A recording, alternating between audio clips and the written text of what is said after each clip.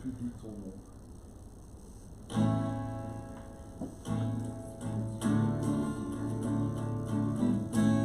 En présence de ton nom, je publie ton nom. Tu es saint et tu trônes au milieu des louanges d'Israël. Nous proclamons ta fidélité. Que ton nom soit exalté sur la terre et dans le ciel. En présence de ton nom, je publie ton nom. Tu es saint et tu trônes au milieu des louanges d'Israël. Nous proclamons ta fidélité. Que ton nom soit exalté sur la terre et dans le ciel. La la la la la la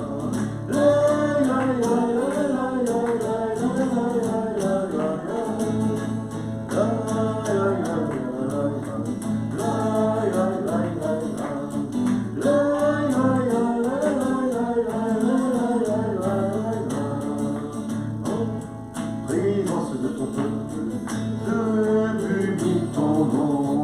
Tu es saint et tu trônes au milieu des louanges d'Israël. Nous proclamons ensemble ta fidélité.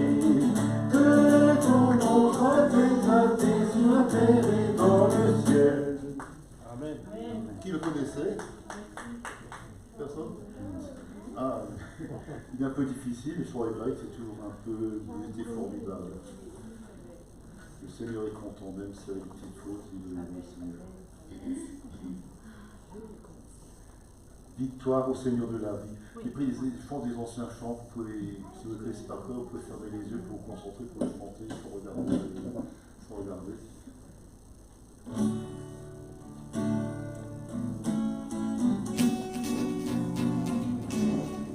Victoire au Seigneur de la vie, victoire au Dieu de l'infini, victoire au nom de Jésus-Christ, victoire pour le Saint-Esprit, le règne est pour le Tout-Puissant, le règne pris pour tous les temps, car Agneau a donné son sang, qui crie victoire dès maintenant. Victoire au Seigneur de la vie, victoire au Dieu de l'infini, victoire au nom de Jésus-Christ, victoire pour le Saint-Esprit. Son nom est parole de Dieu, il vive et règne dans les cieux. Il est le lion de Juda, qui triomphe du combat. Gloire au Seigneur de la vie, victoire au Dieu de l'infini, victoire au nom de Jésus-Christ, victoire par le Saint-Esprit.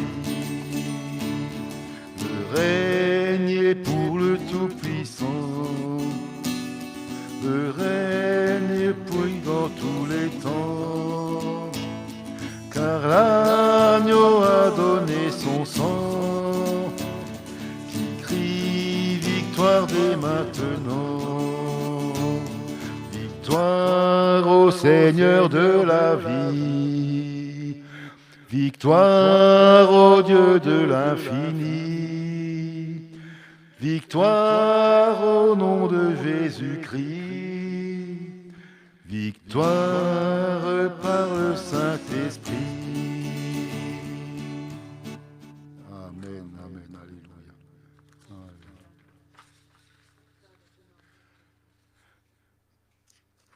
Père, je t'adore. Je te donne ma vie. Je t'aime tant.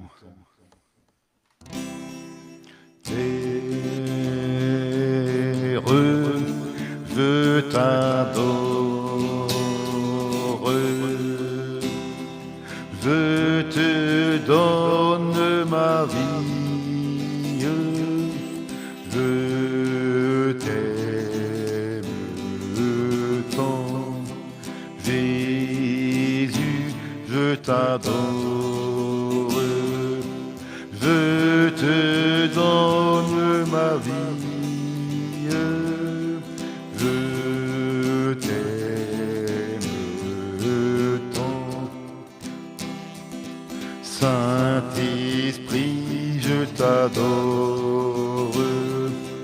Je te donne ma vie. Je t'aime tant.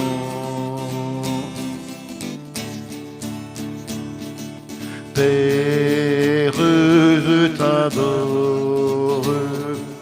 Je te donne ma vie. Je t'aime tant. Jésus, je t'adore. Je te donne ma vie. Je t'aime tant. Saint-Esprit, je t'adore. Je te donne ma vie. Je t'aime tant. Alléluia. Pour cet immense bonheur que tu as mis dans mon cœur. Je veux te chanter, Seigneur. Oui, Jésus est mon sauveur. Pour cet immense bonheur, alléluia, que tu as mis dans mon cœur, alléluia. Je veux te chanter, Seigneur, alléluia. Oui, Jésus est mon sauveur, alléluia. Je le redirai encore, alléluia. Que pour moi Jésus est mort, alléluia. Voilà pourquoi je l'adore, alléluia. Lui seul est tout mon trésor, alléluia. Que chaque jour à chaque heure, alléluia. En moi tu es ta demeure, alléluia. Que ma vie soit une fleur, alléluia. Un parfum pour toi, Seigneur, alléluia. Alléluia. Amen, amen. Alléluia. Un dernier chant qu'on chantera de deux manières différentes, vous verrez. On demandera d'une octave, comme ça, vous serez dans le bain. Ton amour, ta puissance, ta présence dans ma vie. Ton amour, ta puissance, ta présence dans ma vie.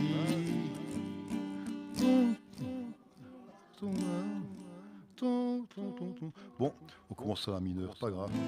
Ton amour, ta puissance, ta présence dans ma vie. ton amour, ta puissance, ta présence dans ma vie. Et je veux t'adorer de tout mon cœur. Et je veux t'adorer de toute mon âme. Et je veux t'adorer de toute ma force. Car tu es mon Dieu. Tu es mon Dieu. Ton amour, ta puissance, ta présence dans ma vie. Ton amour, ta puissance, ta présence dans ma vie. Et je veux t'adorer de tout mon cœur. Et je veux t'adorer de toute mon âme. Et je veux t'adorer de toute ma force. Car tu es mon Dieu. Tu es mon Dieu. Alléluia. Amen, amen, amen. C'est une réunion de prière, j'ai pris bien note, mais là ce sera une prière chantée. Alors c'est une prière aussi. C'est de Françoise d'Assise, de Noël Colombier. C'est une ancienne, c'est un vieux chant. Seigneur, fais de nous des ouvriers de paix. Alors je ne sais pas si c'est un chant, si c'est une prière ou si c'est une exhortation, c'est à vous de le prendre pour vous, pas en tant que chant, mais pour vous-même. Vous faites cette prière à votre Dieu. Vous voulez être un ouvrier de paix. Seigneur, fais de nous des ouvriers de paix. Seigneur, fais de nous des bâtisseurs d'amour. Là où demeure la haine, que nous apportions l'amour. Là où se trouve l'offense, que nous mettions le pardon. Seigneur, fais de nous des ouvriers de paix. Seigneur, fais de nous des bâtisseurs d'amour. Là où grandit la discorde, que nous fassions l'unité. Là où séjourne l'erreur, que nous mettions la vérité. Seigneur, fais de nous des ouvriers de paix. Seigneur, fais de nous des bâtisseurs d'amour. Là où périssent les ténèbres, que nous mettions la lumière. Là où règne la tristesse, que nous fassions chanter la joie. Seigneur, fais de nous des ouvriers de paix. Seigneur, fais de nous des bâtisseurs d'amour. Là où s'attarde le doute, que nous apportions la foi. Sur les chemins du désespoir, que nous portions l'espérance. Seigneur, fais de nous des ouvriers de paix. Seigneur, fais de nous des bâtisseurs d'amour. Donne-nous de consoler plutôt que d'être consolés. Donne-nous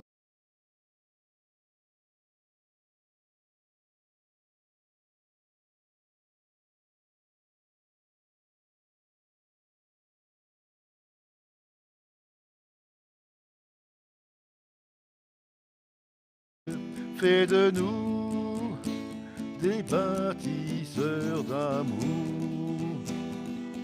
Car il faut savoir donner pour pouvoir être comblé. Car il faut s'oublier pour pouvoir se retrouver. Seigneur, fais de nous des ouvriers de paix. Seigneur, fais de nous des bâtisseurs d'amour, des bâtisseurs d'amour, des bâtisseurs d'amour, des bâtisseurs d'amour.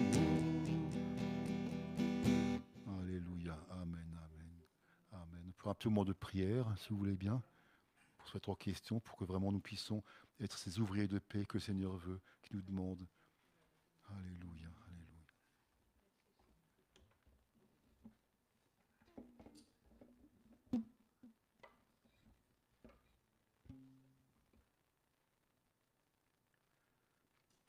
Merci Seigneur mon Dieu pour ta présence ici. Merci parce que tu veux te servir de chacun d'entre nous. Nous sommes ces ouvriers de paix.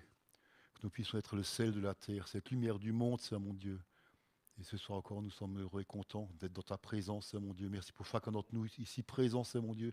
Je te bénis, je te remercie pour chaque frère et sœur ici présent, Seigneur mon Dieu. Tu nous as gardés jusqu'à ce jour-là, Seigneur mon Dieu. Et nous sommes tombés, tu nous as relevés par la main. Et nous sommes ici présents ce soir, Seigneur mon Dieu, pour te louer, pour t'adorer, pour t'apporter un doux parfum, Seigneur mon Dieu. Pas seulement pour te demander, parce que tu connais nos besoins, avant que nous te demandons. Mais c'est mon Dieu pour te louer, pour t'adorer, c'est mon Dieu, pour te rendre grâce, toi le seul vrai Dieu, c'est mon Dieu. Acquérons-nous qu'à toi, tu es parole de la vie éternelle, c'est mon Dieu. Nous voulons dire que nous t'aimons tout simplement, c'est mon Dieu. Pas pour ce que tu nous donnes, mais pour ce que tu as fait pour nous. Tu as tout fait pour nous, tu as tout donné pour nous. À toi toute la gloire, c'est mon Dieu. Amen, amen. Alléluia.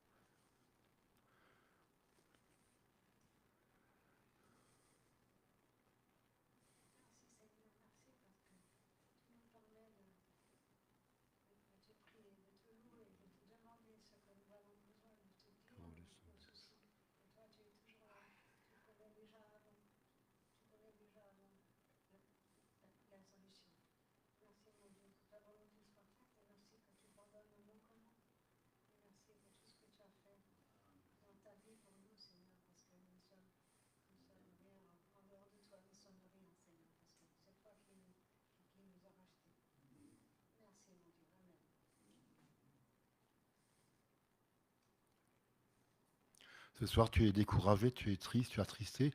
Tu pries, tu pries, tu pries et ne se passe rien. Tu dis, mais Seigneur, pourquoi? Pourquoi? Le Seigneur, il te dit tout simplement, continue, continue, persévère. Et tu verras que la victoire est au bout. Mais ne t'arrête pas si près du but. Tu es tout préparé d'avance. Ne te décourage pas, continue, continue à prier, continue et tu verras, je suis tout préparé d'avance. Et d'ici peu de temps, tu verras que je te répondrai, que tu exaucerai, te dit le Seigneur ton Dieu qui t'aime.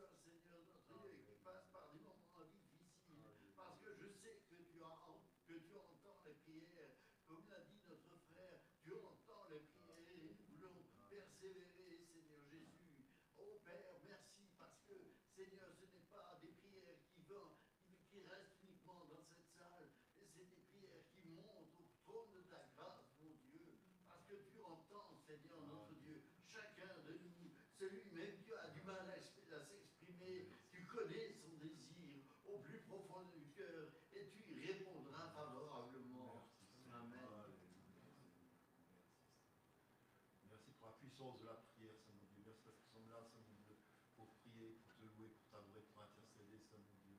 Et je bénis, je te remercie dans tes prières secrètes des cœurs, Saint mon Dieu, ceux qui n'osent pas s'exprimer, tu les entends également, Saint mon Dieu. Et je te remercie parce que tu réponds d'une manière ou d'une autre, Saint mon Dieu. Et je te remercie pour tous les exaucements de prière que j'ai eu ces derniers temps, Saint mon Dieu. À toi seul la gloire. Merci, Saint mon Dieu. Merci, Seigneur.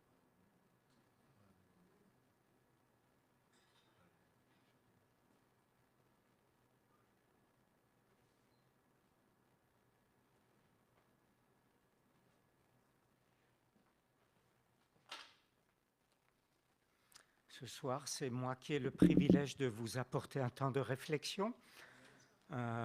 Oui, c'est pas toujours facile pour moi, mais ça fait rien. Le Seigneur m'a conduit déjà depuis quelques semaines en me montrant ce qu'il avait prévu, et puis je vous apporte cela.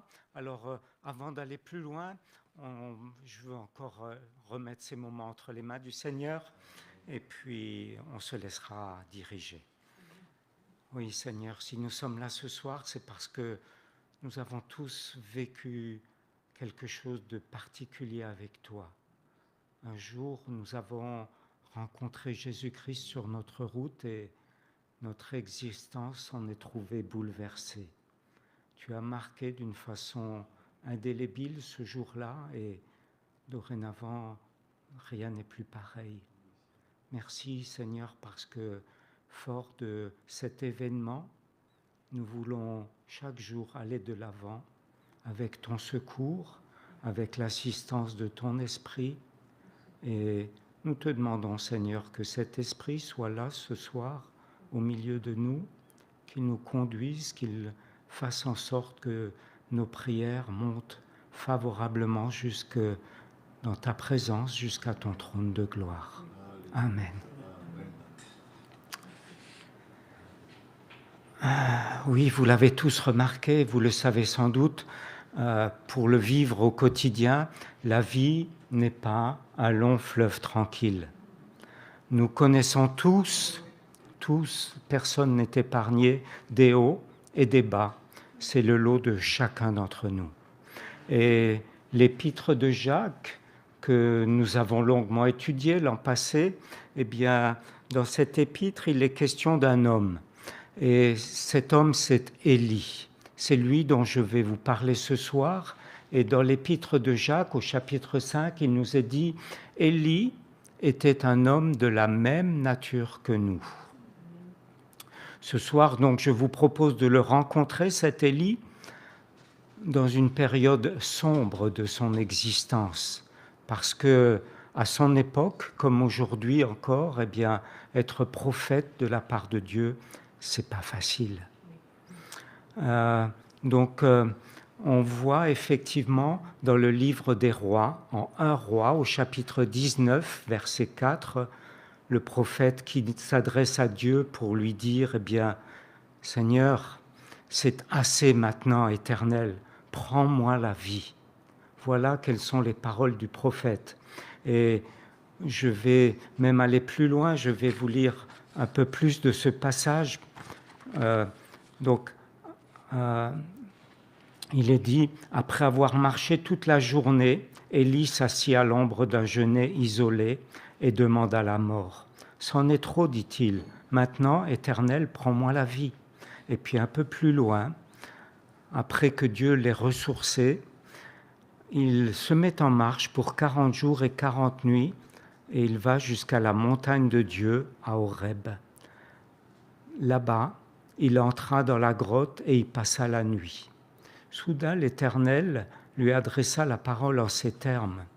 « Que viens-tu faire ici, Élie » Il répondit, « J'ai ardemment défendu la cause de l'Éternel, le Dieu des armées célestes, car les Israélites ont abandonné ton alliance et ils ont renversé tes autels. Ils ont massacré tes prophètes et je suis le seul qui reste. Et les voilà qui cherchent à me prendre la vie. » L'Éternel lui dit, « Sors et tiens-toi sur la montagne devant l'Éternel. » Et voici que l'Éternel passa devant lui, soufflait un vent si violent qu'il fendait les montagnes et fracassait les rochers. Mais l'Éternel n'était pas dans l'ouragan. Après l'ouragan, il y eut un tremblement de terre, mais l'Éternel n'était pas dans ce tremblement de terre. Après cela, il y eut un feu. L'Éternel n'était pas dans ce feu. Enfin, après le feu, ce fut un bruissement doux et léger. Dès qu'Élie l'entendit, il se couvrit le visage d'un pan de son manteau et sortit se placer à l'entrée de la grotte. Oui, donc si Élie demande la mort, on comprend bien qu'il doit se sentir mal au plus profond de lui-même pour prononcer de telles paroles. Et c'est ce moment que Dieu a choisi, je n'ai pas lu ce passage, mais Dieu a choisi ce moment précis pour envoyer un ange et pour le fortifier. Et grâce à ce moment précis où Dieu l'a fortifié, nourri, eh bien, le voilà qui se remet en route, et ça je vous l'ai lu. Il est parti pour 40 jours de marche en direction du mont Horeb. Le mont Horeb, c'est un autre nom pour le mont Sinaï. Et dans cette période trouble de son existence, Élie a choisi de monter sur la montagne pour y rencontrer Dieu. Il va s'y sentir sans doute plus près. C'est l'endroit, effectivement, où Dieu s'est déjà révélé à Moïse, il y a bien des centaines d'années auparavant. C'est là que Dieu avait donné la loi. Donc c'était un endroit très particulier. Et Élie a l'intention de retrouver sans doute à cet endroit le même déclic que celui qu'avait déjà eu Moïse. Et c'est également le lieu, effectivement, et il a raison, parce que c'est le lieu que Dieu a choisi pour rencontrer Élie. Et vous l'avez vu. Hein, que fais-tu là, dit-il à Élie. Et la réponse de la part d'Élie ne se fait pas attendre. Il crie à Dieu tout ce qu'il a sur le cœur. Et c'est lourd, c'est pesant. Il dit à Dieu sa détresse, sa solitude, il est seul, et sa lassitude face à cette situation. En effet, on se rend compte que le prophète va mal. Il est bien plus qu'au creux de la vague, il a la tête sous l'eau. Et on a l'impression que en ce moment précis où il s'adresse à Dieu, il est sur la montagne, mais il n'a pas trouvé la réponse à sa prière. Il est encore au plus mal. Rien n'a changé. Et si j'ai choisi ce passage, c'est parce que, après bien des manifestations, nous voyons avec quel tact, quelle finesse et quelle délicatesse Dieu va prendre Élie en main pour redresser la situation. Et là aussi, quelle que soit l'adversité, peut-être à travers laquelle vous passez vous aussi, un peu comme ce prophète, eh bien, sachez que Dieu n'est jamais pris de court. Il ne sera pas débordé ou alors sans solution face à votre difficulté. Il est en mesure de vous tirer d'affaire. Élie va devoir sortir de sa grotte, de cette caverne dans laquelle il s'est isolé. Et là, à nouveau, il va rencontrer Dieu. Il va avoir ce souffle nouveau dont il avait besoin pour se remettre en marche, parce que Dieu n'en a pas fini avec lui. Il va lui confier une nouvelle tâche qui sera toute différente de la précédente, mais qui ne sera pas sans importance. Donc, après le vent, après le tremblement de terre, après le feu, Dieu ne s'est toujours pas manifesté. Alors que si vous regardiez, à l'époque de Moïse, eh bien, c'est suite à ces événements que Dieu a parlé à Moïse et lui a donné les commandements. Et là, à l'issue de ces événements, rien. Dieu ne s'est toujours pas manifesté. Pourtant, ça aurait déjà dû avoir lieu, puisque c'est le même Dieu que Moïse. Et c'est là où je me dis, prenons garde. Prenons garde à généraliser et à mettre Dieu dans un schéma type. Ça ne marche pas. Pour chacun d'entre vous, il aura une solution particulière. Si votre voisin a vécu une chose, n'imaginez surtout pas que Dieu a prévu exactement la même chose. Notre Dieu est le Dieu des libertés et il a plein de solutions et pour chacune d'entre vous, elle sera peut-être différente. Donc gardons-nous de mettre Dieu dans une boîte ou dans nos idées préconçues, nos solutions toutes faites. Dieu, c'est dans un doux murmure qu'il va attirer Élie hors de sa caverne. Élie avait besoin, lui, d'une manifestation qui soit tout en douceur, en délicatesse, pour qu'il puisse reprendre espoir. À l'époque de Moïse, le peuple rebelle avait besoin d'une révélation puissante, voire même terrifiante. Élie, lui, avait besoin d'être ranimé par un souffle de douceur. Et c'est déjà cette douceur qui est un avant-goût de ce que sera le message de la grâce. Le Dieu créateur vient se mettre au niveau de celui qu'il aime. Il s'adapte avec sa justice, bien sûr, mais surtout avec beaucoup de bienveillance et de compassion. Dans ce récit, ce n'est pas Élie le mystère que nous ne cernons pas. C'est Dieu que nous ne comprenons pas, parce qu'il nous dépasse, il nous surprend par son tact, l'élégance avec laquelle il sait nous toucher, se manifester. Et puis, garder espoir, parce qu'un jour, on sera quand même à ses côtés. Et puis là, on aura toute l'occasion de le découvrir dans toutes ses facettes, et puis de passer tout notre temps finalement à nous émerveiller d'être là-haut dans sa présence et de jouir à plein temps de toutes ces sollicitudes. Alors la conclusion, le mot de la fin pour moi, eh bien, je le prendrai dans les écrits de l'apôtre Paul. Parce que si j'ai pris ce passage, c'est pour nous stimuler, pour nous motiver à vivre un événement particulier.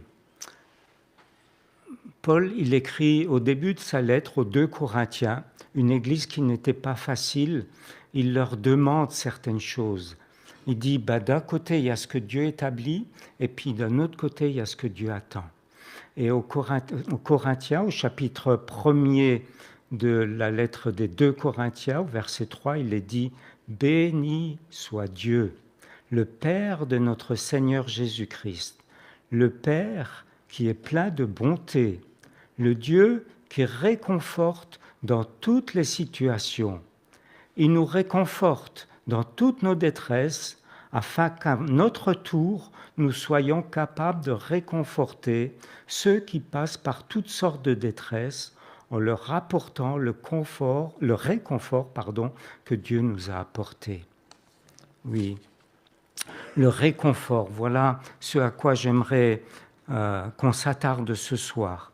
Nous avons, nous aussi, notre place dans ce réconfort que Dieu nous a octroyé, que nous ne méritons pas, mais que nous avons à transporter vers d'autres, à partager avec d'autres. Et comme Élie, approchons-nous sans crainte ce soir de la présence de notre Seigneur afin de lui présenter ce qui ne va pas. Ça peut être dans notre vie ou dans la vie de nos proches. Chacun d'entre eux, ou vous-même, vous traversez peut-être des temps difficiles. Je vais juste vous laisser le témoignage de ma sœur. Il y a 1 mois de cela, j'ai une sœur qui habite sur Ilkirch, qui a quelques années de moins que moi, elle a 65 ans. Et il y a 1 mois, son mari m'a appelé pour m'annoncer qu'elle était hospitalisée en soins intensifs. Et elle est restée 1 semaine à l'hôpital, elle venait de faire un infarctus. Alors elle a le même gabarit que moi, elle est énergique, pas de symptômes, et pourtant, tout à coup, l'infarctus est arrivé. Et puis, heureusement, ils ont été accueillis, c'était en pleine nuit, ils sont arrivés à 1h du matin à Réna, et ils ont été pris en urgence. Et puis, le lendemain matin, on lui a posé des stents. Elle avait ses artères qui étaient bouchées. Le chirurgien qui l'a opérée lui a dit « Vous aviez votre artère qui était bouchée à 99%. » Je n'avais jamais entendu ça, mais voilà. Elle va mieux, hein, mais prions. Elle s'appelle Esther. Elle est sortie de l'hôpital. Elle est aujourd'hui gavée de médicaments parce que suite à tout ça, voilà, mais aussi et surtout, et ça c'est mon souhait le plus cher, qu'elle puisse venir au Seigneur parce qu'elle n'est pas prête finalement à rencontrer son Dieu. Alors, elle a sans doute encore de belles années d'existence devant elle, et c'est là ma prière aussi, mais que le Seigneur se manifeste à elle parce qu'elle a besoin de le connaître. Et nous avons tous, comme ça, des membres de notre famille qui ne connaissent pas Dieu et qui ne sont pas prêts. Je vois mon voisin qui est là aussi, pour qui on a prié et qui a l'article de la mort maintenant, alors que les médecins, après 1 année de chimiothérapie, lui avaient dit « c'est bon, vous êtes guéri ». Un cancer du pancréas, pensez, ça ne se guérit pas normalement. Et il lui disait on arrête parce que c'est satisfaisant et vous êtes rétabli. Du jour où il lui a annoncé ça, son état de santé s'est dégradé et puis aujourd'hui il est au plus mal. Donc prions pour ma sœur Esther, mais vous avez d'autres